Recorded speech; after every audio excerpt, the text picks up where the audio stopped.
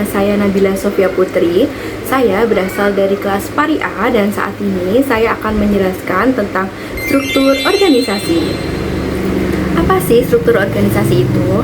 Menurut Putri Maharani dari Srina tahun 2022, struktur organisasi merupakan susunan hubungan-hubungan yang menunjukkan bagaimana tugas atau pekerjaan dibagi, dikelompokkan, dan dikoordinasikan secara formal. Struktur organisasi menunjukkan hierarki, wewenang, dan tanggung jawab setiap posisi agar aktivitas organisasi berjalan terarah dan tidak terjadi tumpang tindih tugas.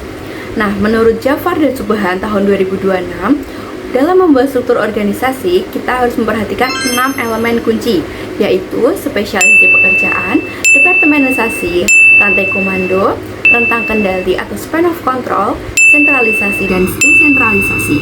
Maka dari itu, dengan adanya struktur organisasi yang jelas dapat berfungsi untuk meningkatkan akuntabilitas kerja, mempercepat pengambilan keputusan, serta mengurangi tumpang tindih tugas. Nah, kenapa sih struktur organisasi itu penting? Struktur organisasi sangat penting karena membantu pembagian tugas dan juga tanggung jawab menjadi lebih jelas. Dengan adanya struktur organisasi, setiap anggota dapat mengetahui peran dan wewenangnya sehingga pekerjaan dapat berjalan lebih teratur, terkoordinasi, dan juga efisien. Kemudian, menurut Zahro, tahun 2024 terdapat 4 macam struktur organisasi. Yang pertama adalah struktur organisasi sederhana. Menurut Zufari dan Kejora tahun 2022, struktur organisasi sederhana digunakan pada organisasi yang baru berdiri dengan ciri-ciri jumlah anggota sedikit, hemat biaya, dan pengambilan keputusan dilakukan oleh hierarki tertinggi sehingga memudahkan sebuah organisasi yang baru terbentuk.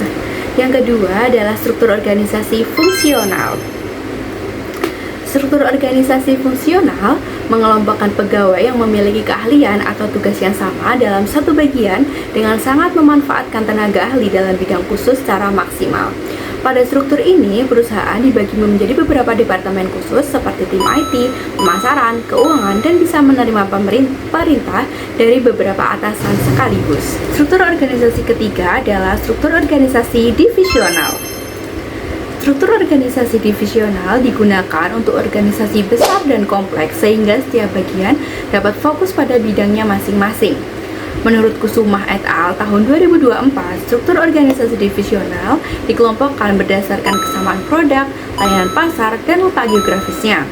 Misalnya pada perusahaan Samsung yang mengelompokkan berdasarkan kesamaan produk sehingga terdapat divisi smartphone, divisi elektronik, dan lain-lain. Struktur organisasi keempat adalah struktur organisasi matriks. Struktur matriks merupakan struktur organisasi yang menggabungkan struktur fungsional dan juga divisional. Menurut Bulolo tahun 2021, dalam organisasi matriks, setiap divisi diperkenalkan seorang koordinator atau manajer yang masih bertugas dalam satuan organisasi fungsionalnya, namun diserahi tanggung jawab penuh atas operasional atau hasil dari divisi tersebut. Yang terakhir adalah contoh struktur organisasi yang saya ambil dari Kementerian Hukum.